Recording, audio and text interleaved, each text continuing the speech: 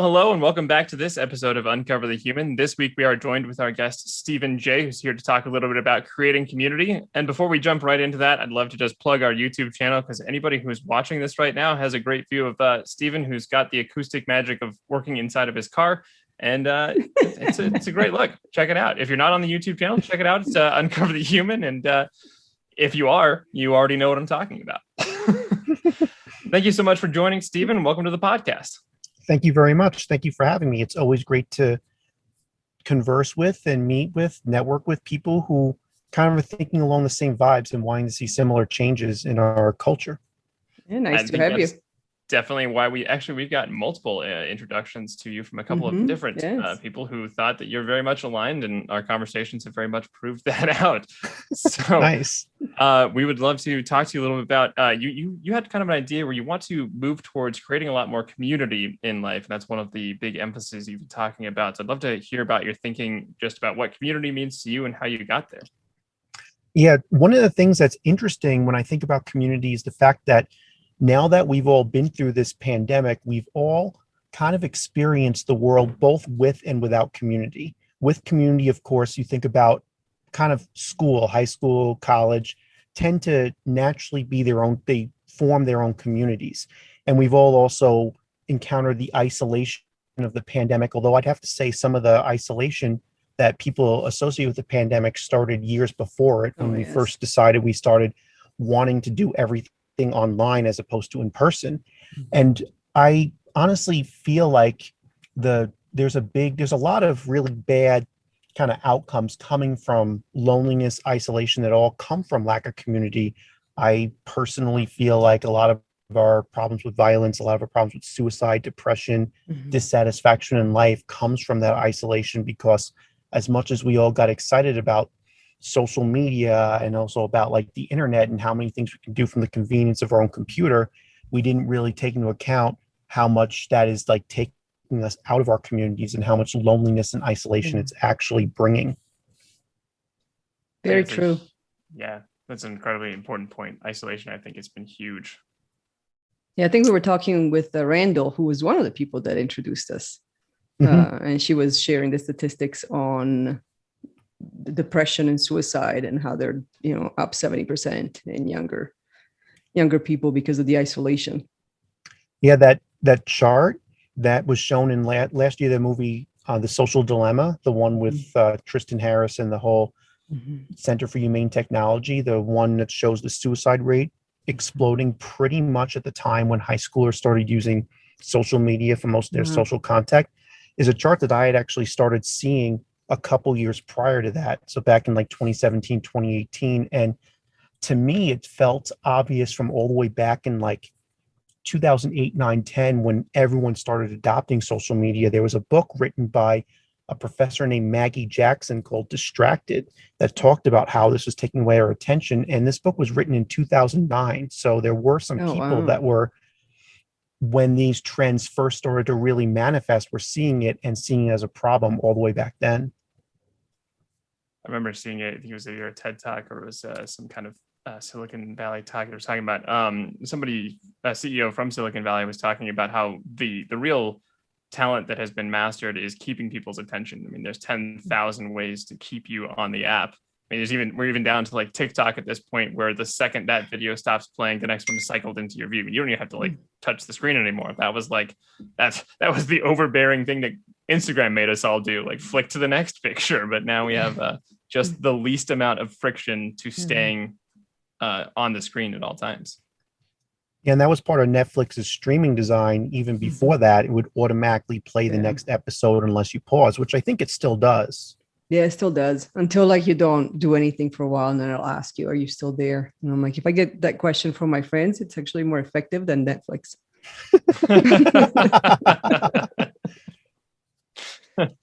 Yeah, I've woken up on the couch far too many times to a message that says, are you still watching? So it definitely still works. So it's there.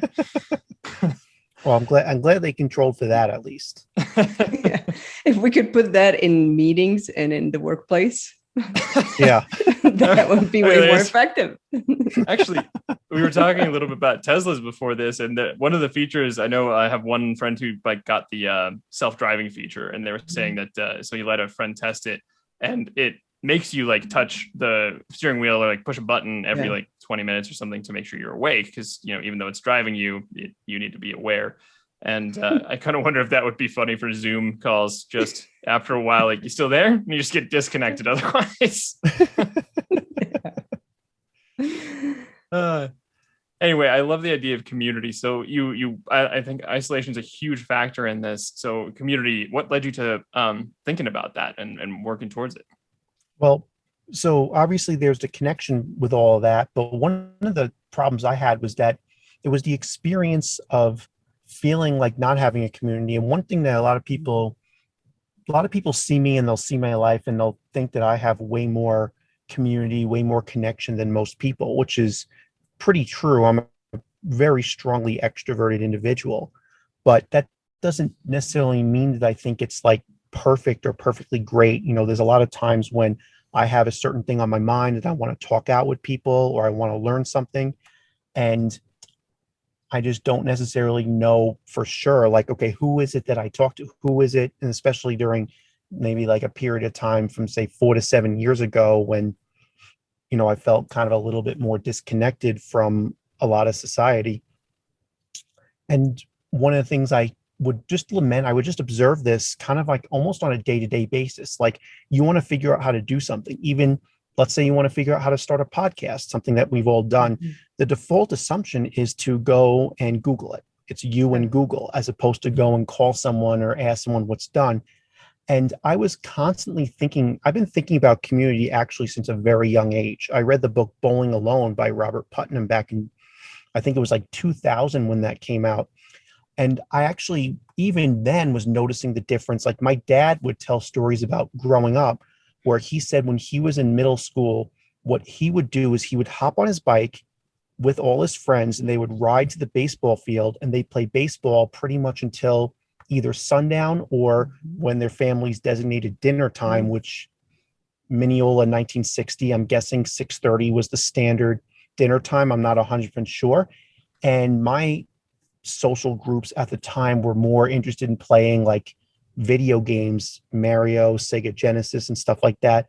And even then, I was kind of almost looking longingly like, I wish I had what you had back then growing up. And then the same thing happened kind of later and later on in life, as things got even more disconnected, as people turned more and more to the internet and social media.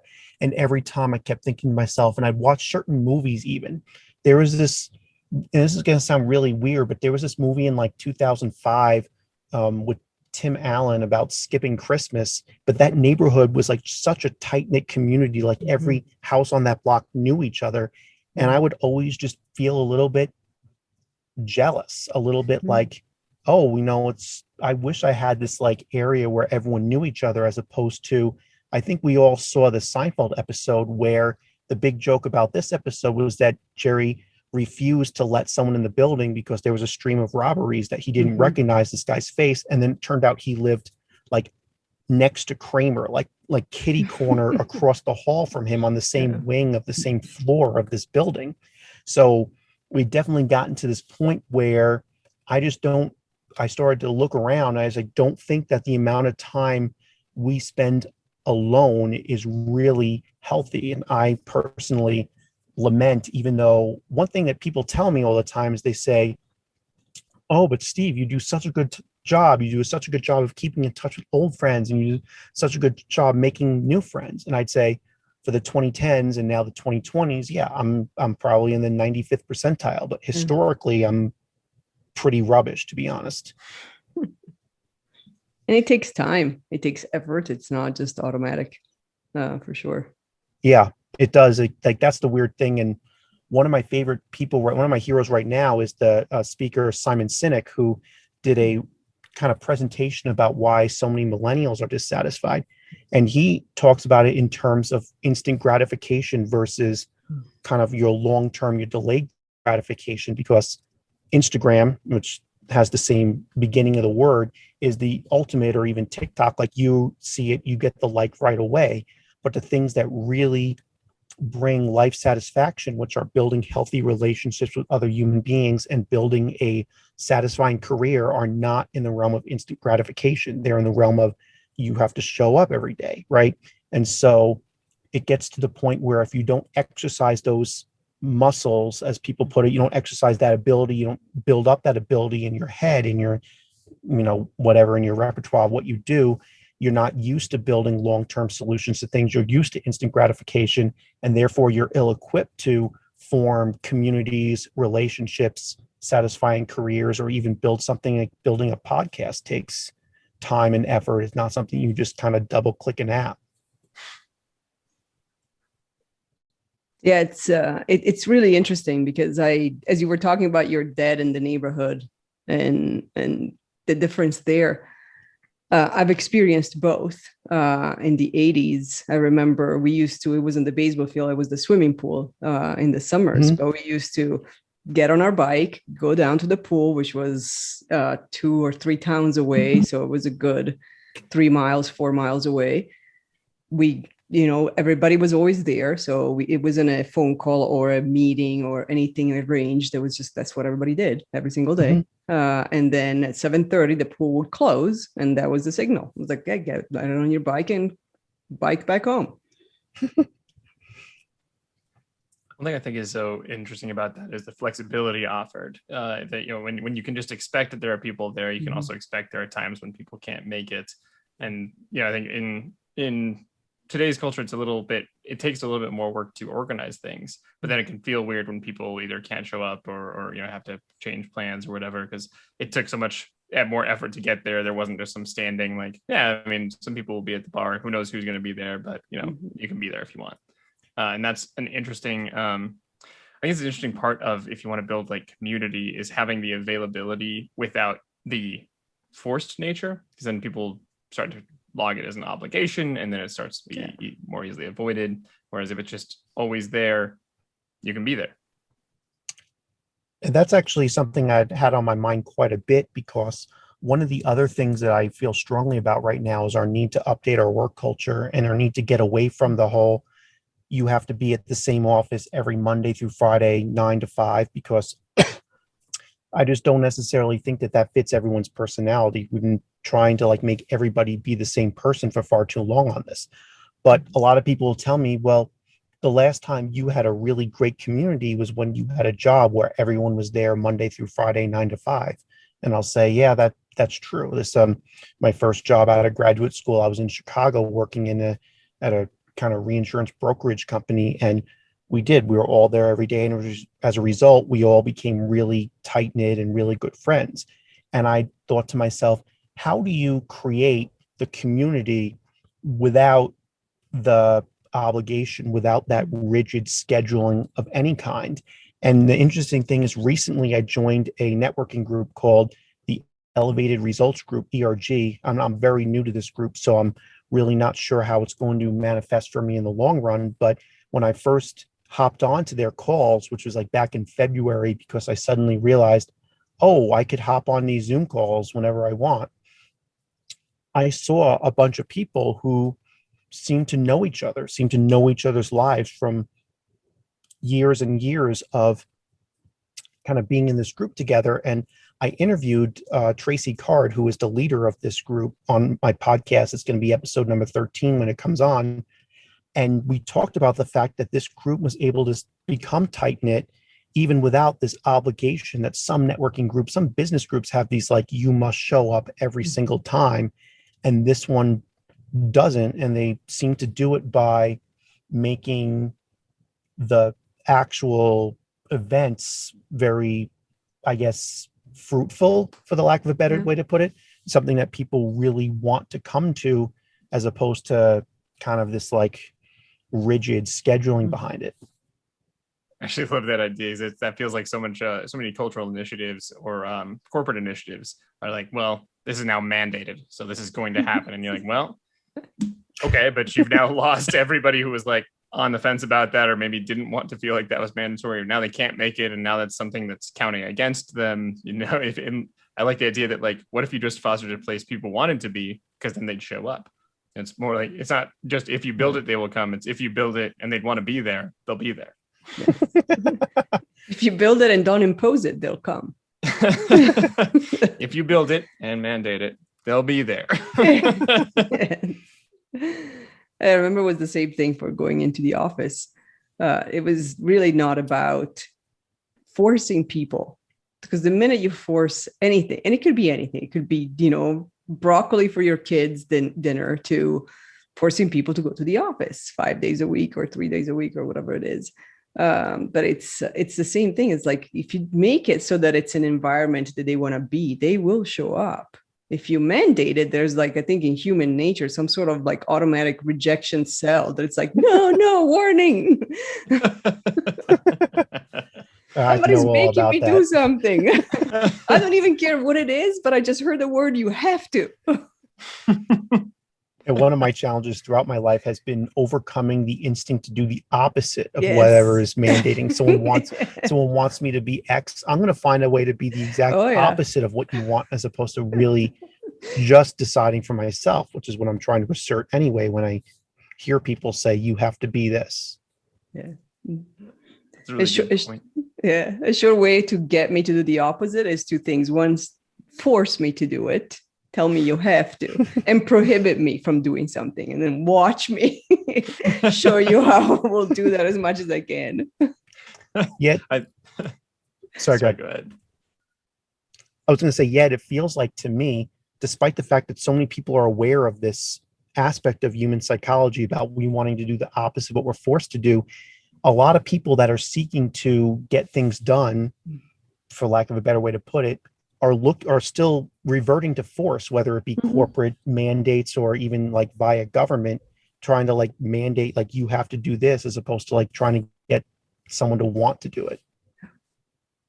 And we think there's we like to then assert that like there must be something wrong with somebody if they're not doing this thing. They can't see why it's important. It's like, well, have you communicated why it's important? Have you told them like what may be good about this? I mean, is there a reason that they would feel buy-in, or have you just said because I said so? And they say that in just general human motivation, one of the driving factors of what motivates us is autonomy. We want that just in general, not on everything. We like to have mentoring. We like to have guidance when we're feeling unsure. We like to have safety nets here and there, but autonomy to be able to make the choice of what we do and how we're going to do it.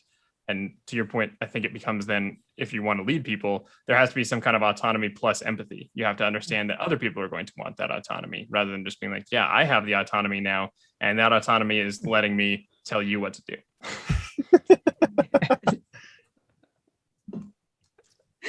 There's a leadership failure right there.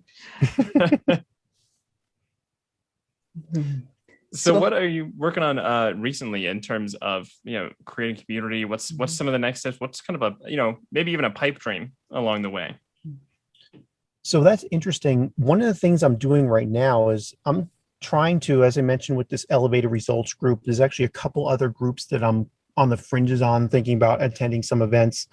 I'm trying to research what makes good communities and what makes poor communities, because one of the things is that as much as I lament how there needs to be community and more people will be happy when this community, there's also some communities that have become, I guess, not the greatest communities for everyone. And what I mean by that is that there's this overstated phrase, you are the average of the 5 people you spend the most time around. And I don't always 100% agree with it, because what 5 people averaged out to become Elon Musk, for example, right? I mean, there are people that kind of come, but it's undeniable that the people that you're around influence you, right? And so one of the things that I want to do with creating a community is have a community of people who, much like your podcast, much like my podcast, encourage each other to try to kind of level up, get to the next level, as opposed to just some communities become I don't want to say a wine fest, but they become where people have negativity on each other. And one of my least favorite discussions I ever witnessed, and I've witnessed this in like 6 or 7 different manifestations, is a group of people complaining about their spouses, and one person has something that's like really on their mind, and then everyone feels the need to jump in and say something negative to one up each other. I don't know. And it just becomes like all these petty little, like, oh, my spouse uses too much paprika, in this meal, or something really insignificant. And it ends up with they're focusing so much on the negative and not on the positive, as opposed to, hey, you have this idea for a business and I really want to encourage you. Why don't I bring some materials and tell you about people from Startup Week that you can connect with, or good TED Talks you can listen to, and things like that. So I want to make the communities ones that, although, yeah, it's good to have someone that's there for you when you're struggling with something, someone that can really kind of give you advice. It's also important to have your community people not keep you in that negative frame of mind, and have the people in your community build each other up. And I've had discussions with other people who are helping organize communities, as well as read that book, The Art of Gathering. And one of the things is you have to be a little bit mindful of who you bring into the community, right? Because if you bring in, there's certain people you're going to bring in and they're just going to always be on a negative vibe, which is going to then kind of, I think we learned in that Social Dilemma movie, and just the experience of being on any social media site, even something as simple as Nextdoor, which is just designed to bring neighbors together, and yet somehow still turned into a bloodbath of negative comments. You parked in front of my house, or something. We're just like all over the place. So we need to kind of make sure that we're not creating another version of that. And that's what I'm really hoping to find a way to bring together the people that really want to be innovative, that really want to be encouraging to one another, and really want to make, I don't know, make progress toward what we all want to see in the world, which in my view is more people feeling that they can live their authentic lives. I think you've hit on a really important point, which is the idea of curation within a community. Like the idea that there is, there's some kind of standards beyond of just either general decorum, or of topics of conversation, or of how people interact. So it doesn't become, like bashing on spouses or something. It doesn't become something that is sideways or just generally negative, because the tone will adjust. And actually, Christina and I talked about this with somebody on the podcast recently. Like, you're the same person, but if you're interacting with somebody who's negative, you're presenting differently than when you interact with people who are positive. And there's a different almost version of yourself that comes out. And so it's interesting to think of the idea of curation, because ironically, this is a somewhat negatively toned thought, but it's not just about creating a positive place for people to be. You also have to be cleaning that place to make sure it stays that positive. Yeah, definitely. It's interesting, because when I was thinking about it is, we know that technology has definitely contributed to this isolation and separation and this dissolving of the community. And yet I'm trying to figure out, like, what, from a human perspective, why was it so easy to lose the community because of technology? So what was missing to begin with? Or maybe it's not missing. What drove the community in neighborhoods before technology to actually happen that's not there? Or maybe it's hidden. It reminds me of something that David Byrne, who's actually also one of my heroes too. Most people know him for his musical career with the Talking Heads back in the 70s, 80s, and early 90s. But he also wrote a book called Bicycle Diaries, has a lot of blogs, and designed the bike racks in New York City, and have different themes for different neighborhoods. So he's done a lot of stuff since. And he wrote an article back in 2014. I forget what publication it was in, but the quote I remember in my head vividly. He said, "The one common thread of all these new technologies, no matter what it is that they all take what was once a face-to-face interaction and replace it with something you do over a screen." And I was like, I read this and I was like, whoa, that is 100% true. But I would also argue, and this is what Robert Putnam does in the book Bowling Alone, that there was something disintegrating about the community even before then. I was in middle school. there were people were already turning to video games before even there was social media, and suddenly everyone just kind of just double tapping on Instagram instead of calling their friends and saying, hey, let's go play laser tag.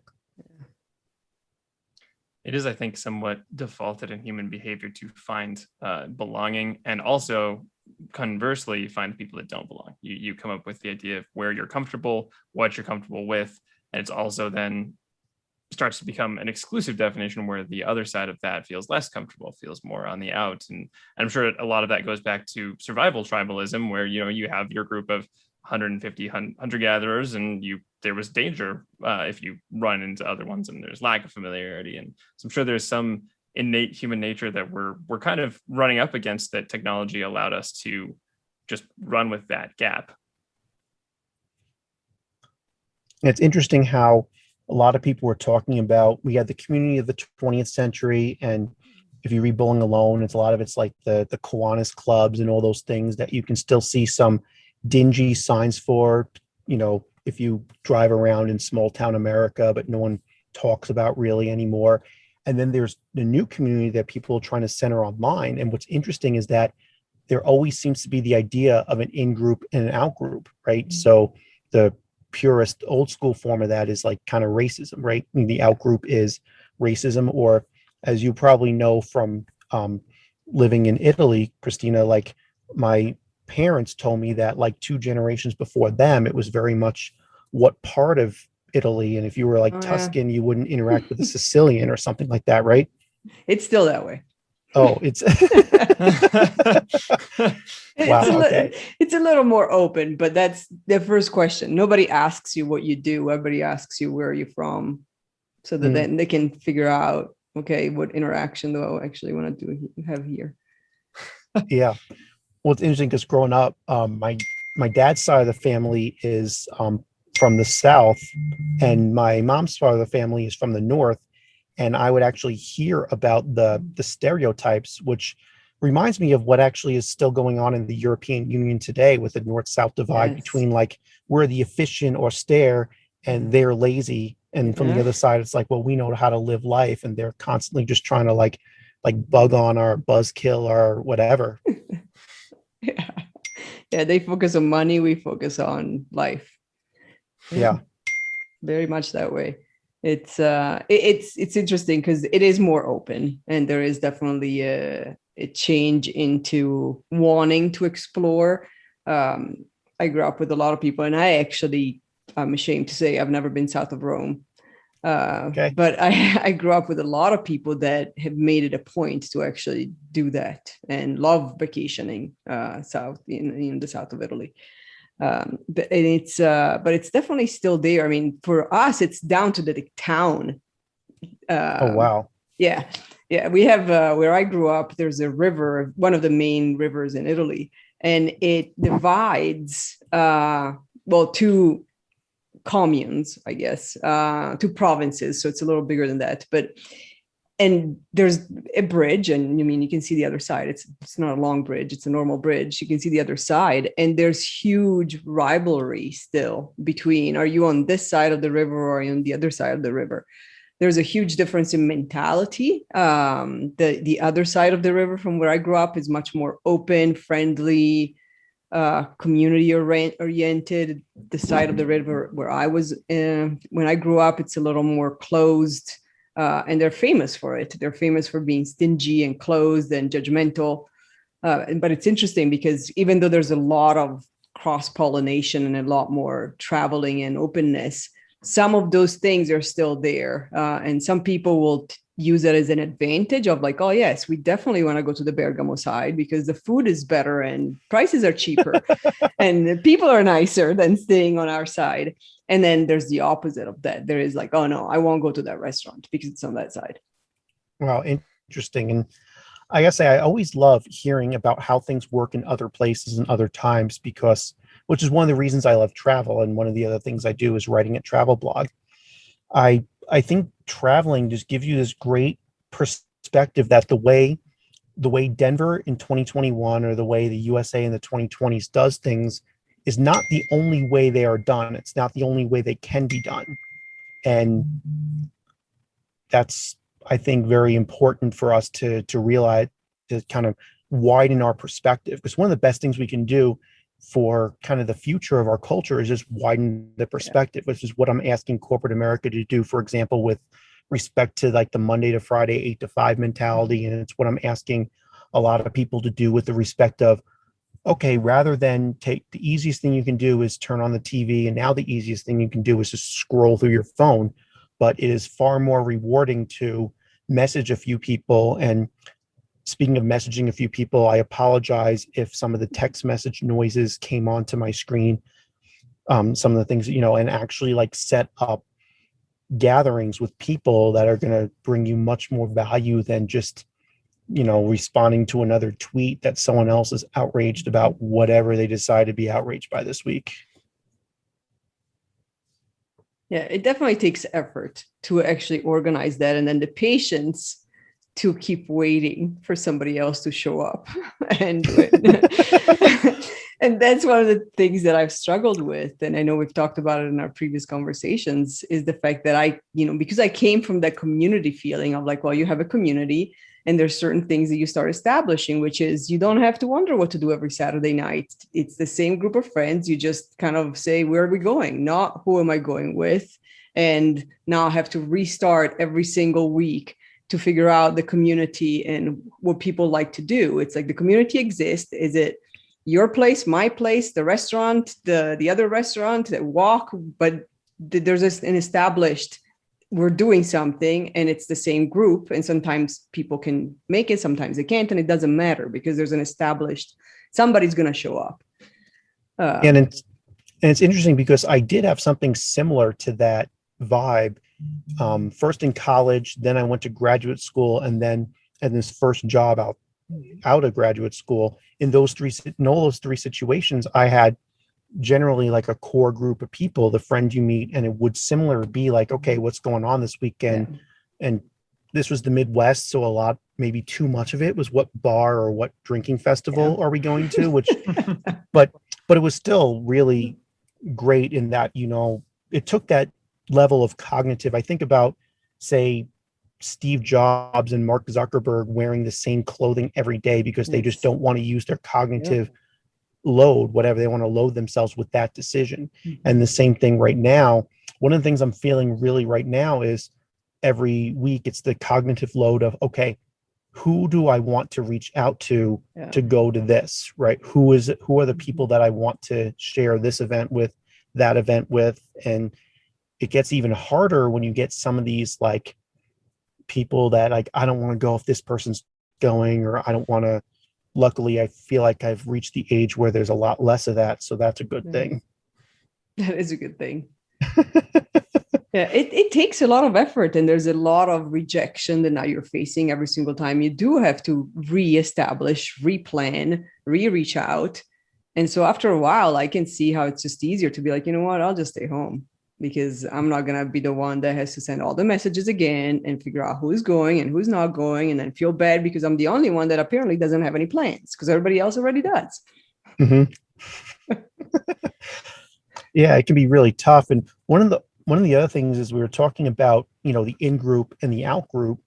And I think it's important to maybe keep things positive in the sense that I feel like a lot of communities right now are being built around the out-group, about being built around who we oppose, right? And that's like, I think our political culture is 100% in that realm. And there are definitely some other parts of our culture too, where they're just like coming in, it's like, we're going to complain about these people that believe the earth is flat or whatever. It's the most extreme example. Most other groups have more, at least some more merit to what they're saying than that.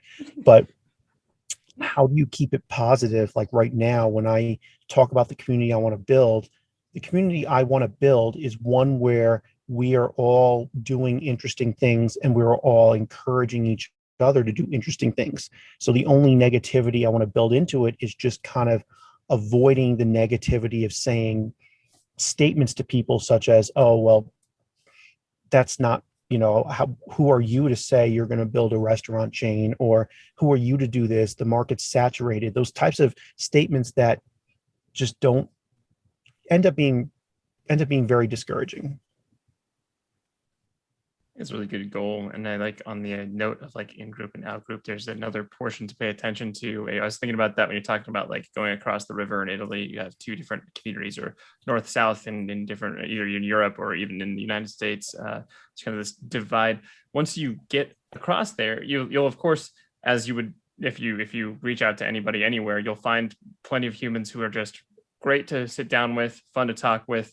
But there's also, I think internally, at least I felt it, when you go outside of your comfort zone, you might feel the pressure to defend what you feel the stereotypes of, the back and forth between the two groups, and you feel the pressure to then defend where you're coming from and already be pre-defensive, which is a pretty hard place to come from when you want to lower those. I mean, that's when you end up with comments like, well, it's saturated already, don't do this. Like that's where if you let your biases or your personal defenses come out rather than just encouraging it or seeing it as a separate person, I think you quickly lose the ability to connect, or at least you've created obstacles on the way, and it's going to be harder just to make that more informal connection where you can reduce that cognitive load, where eventually it just gets so comfortable you're like, yeah, of course we'd be hanging out.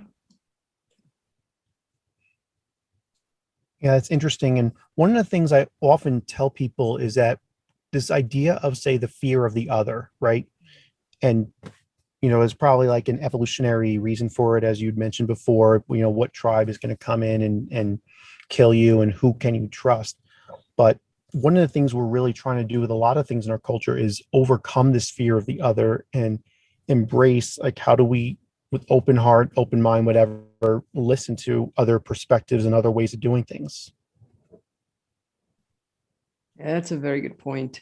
And it's very much necessary because there is a fear, and the pandemic, I think, made it even worse because now there's the health fear of, are you vaccinated? Are you not? Are you contagious? Are you not? Are you around? Do you go to concerts and, hug strangers all day long and then come to my house for dinner, or do you not? Yeah. And even now people are afraid of, like, oh, this person got the J&J shot. Are they really safe? Right. Yes.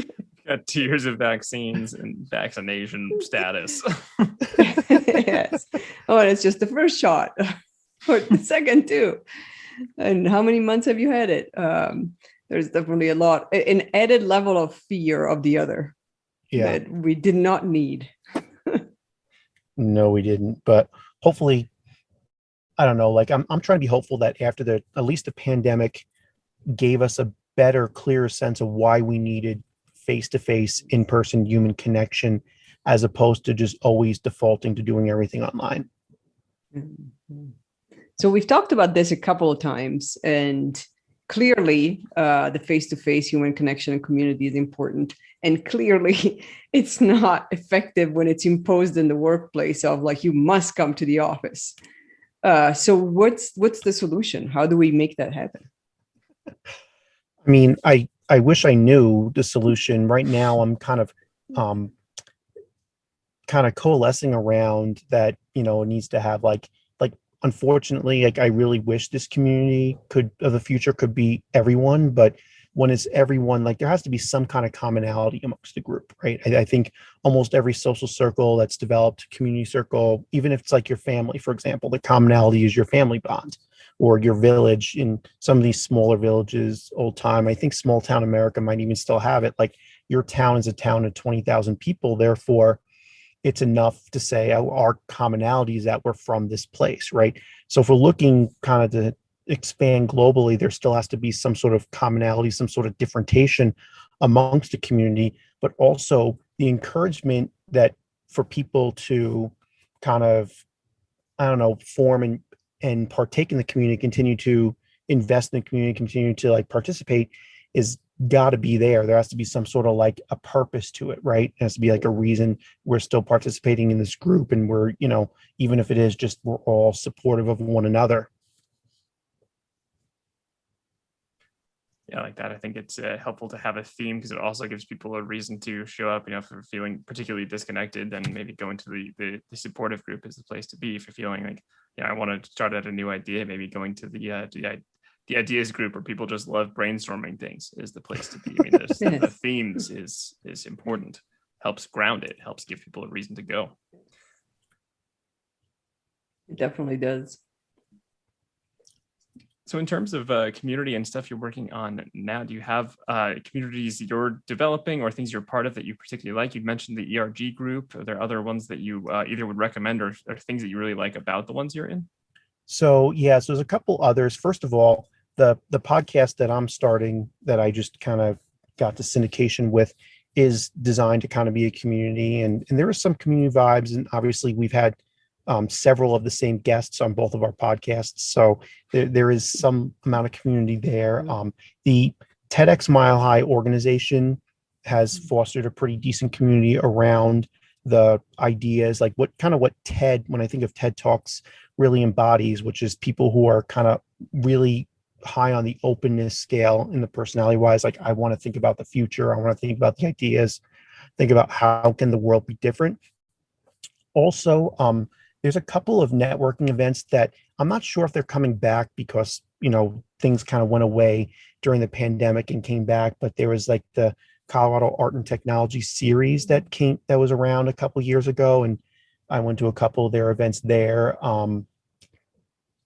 Founders Network, which is really based around entrepreneurship and B2B networking groups. And one of the groups I'm actually looking into now, and I'm trying to find the time to get involved with, is a group called Conscious Business Connections, because their leader has told me that this group is actually, her name is Krista McGinnis. I met with her a few weeks ago. She told me that this group is not just about business networking as much as it's great to like have referrals and be like, okay, I run this business. If you know someone that needs this service, we refer back and forth. But it also encompasses some amount of fun activities, at least from my impression. And so one of the things I'm kind of curious about is how to get the community together where it's like, okay, we all have this thing in common. We're all trying to do something interesting with our lives. We're all trying to build something, build the world toward a certain future, but we all are also open to just having some fun with it too. That's a great concept to combine the two. Yeah. And so it's possible with all these communities that I'm observing now that this community has already been created. But one of the ideas I really have in my mind right now is some of these business networking groups really are kind of populated with people who are at a phase where they've already built something, right? And one question I often have is, what about the people who are hoping to build something, right? What are the people who aren't quite as far along that want to build something and want to build something better, but they just need like some encouragement? And one of the ideas I really have in my mind right now is how to build an offshoot where I, engage the people who have already done something, the people who already have their business, who people already building things, building podcasts, building whatever, alongside people who are a little bit younger, a little bit earlier in their career, or a little bit earlier on this like path, this journey to this mindset, that are just saying like, it would be great to someday fill in the blank. It would be great to someday be in this spot, but they're all generally at the same path and the same mindset, in the sense that they still want something other than to just sit and, play games or whatever it is. Stereotype. I don't want to like throw too much shade on people with specific statements right now, but yeah. I like both of those. First, the idea that like, yeah, there can be a theme that gathers people, but that doesn't mean that's the only thing everybody talks about, which I think ends up becoming usually one of the difficulties with things like company happy hours. You get to a company happy hour and you end up talking about work because you're there with your coworkers. Yeah. But there's other things you could talk about, or you could do something else. And I like the idea of there being like a fun aspect, or it doesn't have to be fun. It can be just whatever other life aspect, because we're all whole people that have more interests than just this one, even if we join the group for that. But I also really love that second dimension you're suggesting of where you are in your developments in that group. Right? I mean, is this something you're just loosely interested in? I mean, it's kind of what they do with like sports in like college. They've got club sports, they've got intramural sports, they've got varsity sports, they've got all the way to the national teams. You're not going to want to like have spent your 6 years already learning how to be a soccer player and then only do intramurals or something, and vice versa. You don't want to jump in your first soccer game and be playing with people who've played this for 10 years. So it's a really interesting concept too, because there's different advice and there's different paths to be had. So it's interesting to think about, I guess, if we're considering how to create communities, what dimensions and what axes are you really meeting? Where is the niche of, how interested are people in this? What other things might they like to do? What other overlaps? If you think about all the different dimensions of what could be of interest, those are two interesting ones I hadn't really considered specifically for community. Yeah, and also, like, where do you get to the point where it becomes natural? So, there's that kind of building up to, here's the community, here's what we do, here's the recruiting of people, here's the first few that seem to show up all the time. And then, when is it at that point where it becomes, the Steve Jobs wearing the same clothes every day? Like, I don't have to think about it anymore. It's just always going to be there. Then that's always kind of like that tipping point, I think, of like, okay, like the people that make the effort, I get to the point that they're tired of making the effort if it doesn't start to become just an autopilot. Yeah, I feel like that's like the mountain that I'm looking to climb right now, essentially, is getting to the point where it's not, as you said before, it was every Wednesday, Thursday, like, okay, what am I going to do this weekend? Who do I reach out to? Who do I do this with and that with? But like, it becomes like, it just flows, right? They talk a lot in forming habits about like reducing friction or attaching it to other habits you already like. So the book Atomic Habits is great for describing a lot of these things. But if we're talking about creating community habitually, I think there would probably be, you'd probably be rewarded for reducing friction. So I'm curious what examples you might have or thoughts you might have about times when you've seen friction towards gathering community and ways that maybe we can bring some ways around those as well, if you have seen those. And I'm imagining like some of the friction obviously comes from people.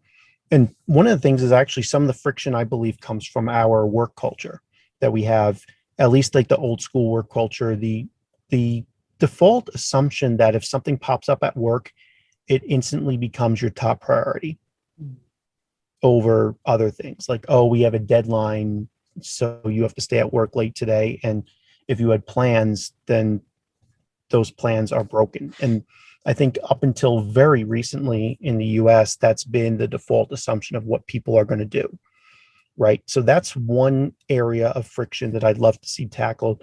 But there's definitely some other areas of friction as well, because I think people have become a little bit more particular nowadays too about their activities. I hear a lot more people saying, well, I don't want to, like, investing your energy to like go, especially like during the pandemic, but during this whole era of how easy it is to do everything from like the keyboard, the concept of getting out of your house and going somewhere becomes like a higher lift than it used to be.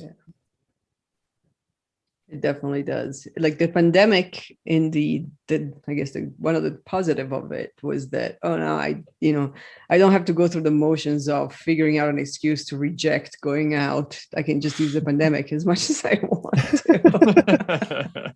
Yeah. And it's interesting now seeing people that really want the opposite and people that are just trying to like go out and do all the things. Yeah, it is interesting. I remember even having kids was that it was, I could use more sleep when I have infants. And now I have a very easy excuse to not do the things that I don't really want to do. It's like, sorry, got a baby. Can't do it. And that's a good actually example of friction on both sides. You've got, yes. You can induce your own friction to change your own,